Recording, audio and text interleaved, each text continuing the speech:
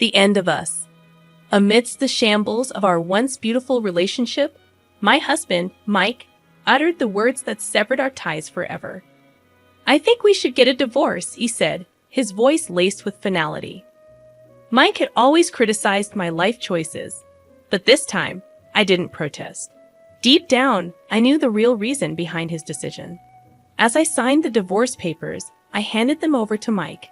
His confusion was evident. He expected resistance, a fight, but I had none left in me. "I won't contest the divorce," I said, surprising him with my calm acceptance. "I hope you find the help you need in this world."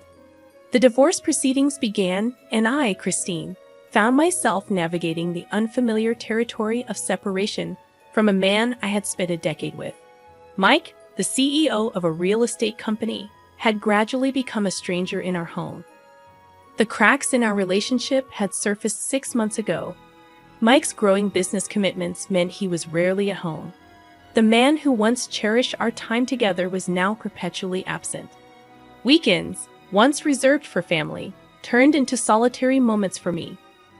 Childless and feeling increasingly isolated, I questioned my worth as a wife. I wondered if Mike's absence was a reflection of my inability to bear children. Our intimacy dwindled, and I found myself desperately seeking his attention. One evening, I confronted him during one of his horse racing sessions, hoping to salvage what was left of us. But he dismissed me with callous indifference, absorbed in his gambling pursuits. I mustered the courage to voice my grievances, only to be met with his irritation. His harsh words cut deep, unraveling the love we had once shared. The man who had once treated me like a princess had transformed into a stranger, indifferent to my pain. In that moment, my suppressed emotions erupted like a volcano. I shouted back, my voice laced with hurt and betrayal. I couldn't comprehend how the man I fell in love with had become so callous, so devoid of empathy. As I reminisced about our days filled with love, I realized that our marriage had become a mere facade. The love that once bound us had withered away, leaving behind a hollow shell of what we used to be. That's why I accepted his proposal initially. Everyone envied our closeness, and they all thought Mike was a catch, blessing our union. I believed that happiness would be our constant companion, but it only lasted for the first 2 years. After that, his selfishness and arrogance took over, reducing me to nothing more than a maid. I catered to his picky eating without a single complaint, cleaned meticulously as if under the scrutinizing gaze of an overly critical mother-in-law, and endured strict checks as if allowing even a speck of dust would be a grave sin. I faced humiliation in front of relatives due to our inability to have children. Although my real mom stepped in to support me, Mike's bullying never ceased. I endured these painful days, clinging to the memory of the kind Mike I had fallen in love with. His past love for me fueled my resilience, allowing me to smile through the worst moments. But now, the Mike in front of me seemed like an entirely different person. He yelled at people based on his mood and found my existence bothersome. I questioned why he chose to live with someone he clearly found so irritating. I would have preferred he cast me aside if I annoyed him that much.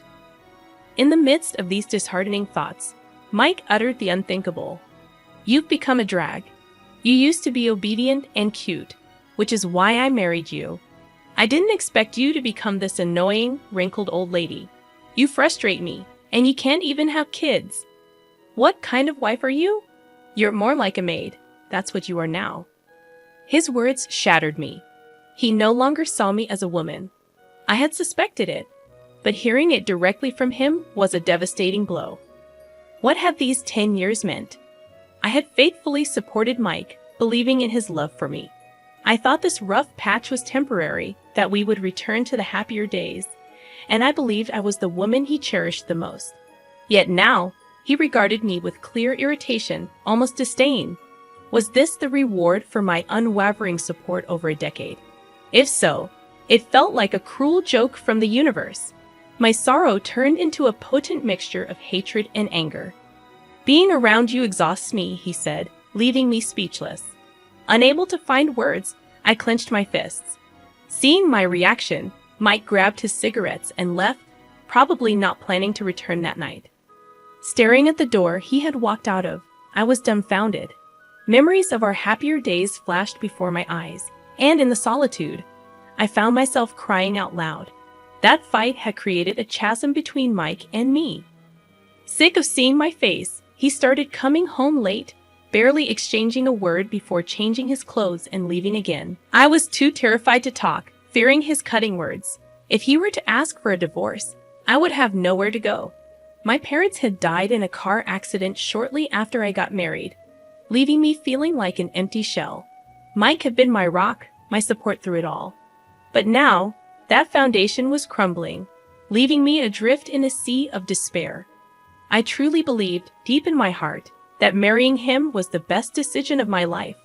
From that moment on, Mike became my only family. I had no one else to turn to. My connection with my in-laws existed, but I hesitated to burden them with my woes, even though they were incredibly kind. I didn't want parents to hear complaints about their child. I feared it might sour their opinion of me. At that time, I was timid, always hesitant to take action. I began to accept that I might spend my entire life just being there for Mike, akin to a housekeeper. Many nights, these thoughts would reduce me to tears. Then, one surprising night, after over 3 months of silence between us, Mike came home in an unusually good mood. He appeared with a box of cupcakes, a gesture that startled me. "Christine here," he said, his demeanor remarkably different. I stared at him, taken aback by his sudden change. Seeing my reaction, Mike awkwardly laughed, tilted his head, and said, "Take it. I'm sorry for how I treated you that day. I regret being so cold. I want to go back to the happy days with you. Can we make up?" His apology moved me to tears. The Mike I had once known, the kind and caring one, seemed to have returned. I hugged him tightly, holding on to the hope that our happiness could be rekindled. From that moment, he kept his word. He treated me with care, reminiscent of our early dating days. He made an effort to come straight home after work, prioritizing our time together. He admitted his own faults, acknowledging that his stress from work had influenced his behavior. One lazy weekend afternoon, while we were watching a movie side by side on the couch, Mike, while gently stroking my hair, shared his feelings. "I think I took it all out on you," he confessed. "I blamed you without knowing the whole situation." Finally, the tension between us began to ease, and I believed that as a couple, we could find happiness again. However, that belief was shattered one night when a call interrupted our dinner. His phone displayed a woman's name, an unusual occurrence. Mike hastily answered it, looking panicked, and then hurried outside to continue the conversation, perhaps not wanting me to overhear. This was the first time since our reconciliation that he had taken a call privately. Suspicion crept in, and I decided to probe gently. "It's rare for you to take a call outside, especially someone from work," I said, my voice laced with concern. Mike's response was too rehearsed, too forced. "Oh yeah, kind of," he replied, avoiding eye contact. "You know, I'm going to step down soon and venture into a new business." It was one of the employees consulting about that. His words didn't match his demeanor, and alarm bells started ringing in my mind. "It's tough, right?" I said, feigning understanding, but deep inside, I had a sinking feeling. In that moment, a thought crossed my mind, a word that sent chills down my spine. Cheating. Could Mike be cheating on me? Suddenly, all the love I had for him turned cold. I decided to investigate thoroughly. With my carefully saved money, I hired a skilled lawyer experienced in infidelity cases and a private investigator to track Mike's actions. My suspicions were confirmed. He was indeed cheating on me with a 20-year-old girl from his workplace. The report in my hands detailed the duration of their relationship, confirming my worst fears. I was dumbfounded as I sifted through the papers the detective had handed me. Mike had been involved with this woman for over 5 years, with brief breaks in between. Their relationship had rekindled on the very evening he had called me during dinner. That tumultuous period between Mike and me. It was because he and this woman were getting along splendidly. Mike's sudden attempts at reconciliation or just a ploy to seek comfort after she rejected him. I realized I had merely been a convenient pawn in his game. It was then that I decided to take matters into my own hands. Seizing an opportune moment when Mike claimed to be on a business trip, I headed to a specific location. Revenge burned hot within me. Sometime after his infidelity was exposed, Mike smoothly transitioned into his new company. He celebrated his achievement with a lavish dinner at home, where we exchanged polite words but maintained the standoffishness we had experienced during our rough patch. Investigations revealed that Mike's lover was possessive and jealous, making him ignore me as a woman to please her. He deliberately created an atmosphere of hostility, treating me like a punching bag when he was frustrated. She exploited my absence on social media and spilled their secrets online, inadvertently giving away their thoughts. With this evidence, I was armed for the confrontation. Amidst our tension, Mike, visibly irritated, handed me a note. "I don't want to eat your cooking," he spat. "Do you even realize who keeps you afloat? I wasn't giving you money every month for you to waste it like this." His fury didn't faze me. As I glanced down at the paper, the word divorce leaped out at me. Mike, shamelessly and without remorse, demanded a divorce, probably assuming that after the mental toll of the past 6 months, I'd readily accept. Though I saw through his motives, I chose silence. "Fine, there we go," I said, my smile masking my determination. Swiftly, I handed him back a signed contract from a divorce lawyer. His dumbfounded expression didn't deter me. I began to pack my essentials, having anticipated this moment, since I had glimpsed his lover's social media, knowing he would ask for a divorce today. Ignoring his attempts to call me back, I swiftly departed the house that, despite its toxic atmosphere, had once been a place of happiness for us. The following day, I contacted the company where Mike's lover worked. She was a new employee at the main branch, and her involvement with Mike had started after a mistake at a drinking party. She was now 5 months pregnant, undoubtedly carrying Mike's child. To confront them with this shocking truth, I invited them to the chairman's house that night. "Please come to the chairman's house tonight. I need to talk to you," I said over the phone, specifying her lover's name. Without further discussion, I hung up, bracing myself for the confrontation that would unfold as the night deepened. At the agreed time, the two arrived at the chairman's house, their faces filled with unease. Mike, his expression furious, seemed to have received frantic calls from his family. Ignoring the tension, I spoke up. "Hey, Mom." As Mike entered the living room, he confronted his mother loudly, demanding answers. "What's going on? Why didn't you answer the phone? What's this?" he barked, his eyes darting around the room. Both he and his lover froze, visibly shaken, at the strange scene before them.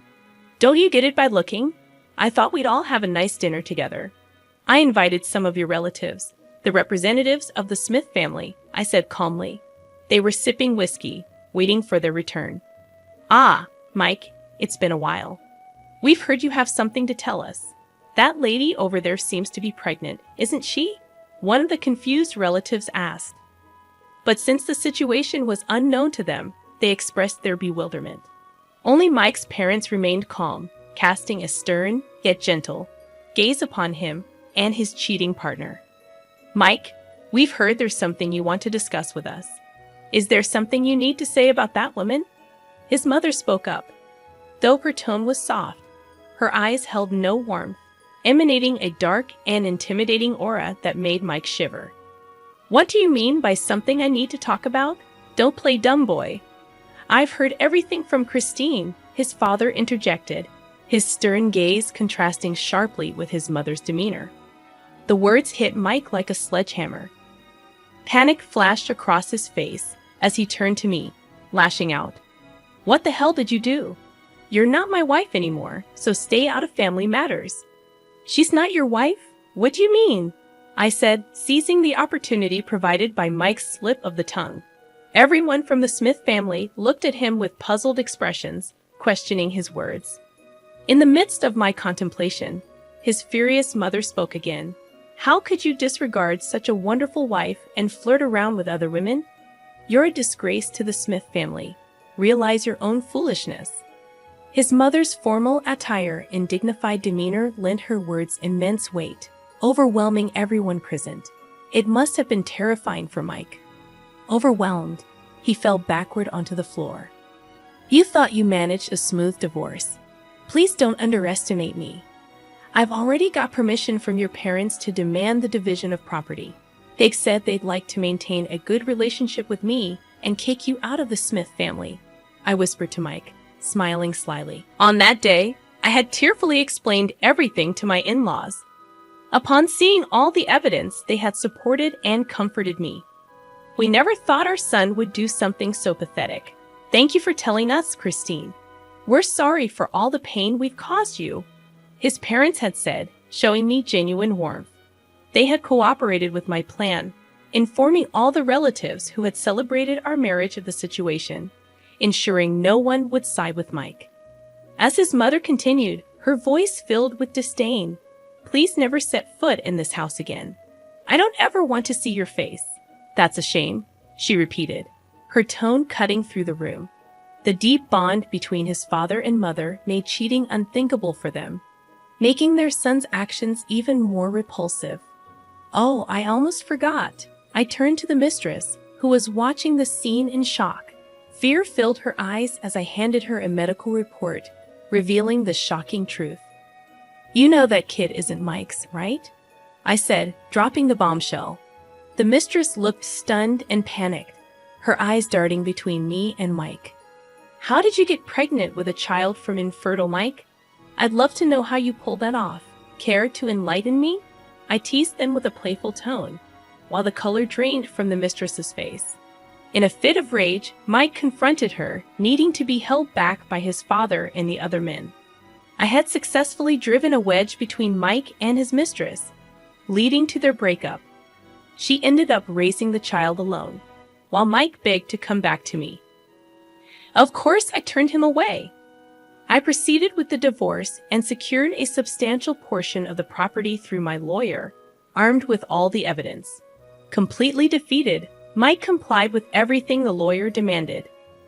Afterward, with the help of Mike's parents, I began working as a secretary in a company owned by his father. His mother, concerned about me living alone, invited me to stay. Eventually, she suggested I become their adopted daughter. "Why don't you become our adopted daughter?" she said, her eyes brimming with warmth. "They loved me so much, and now I live happily with them, just like their own daughter."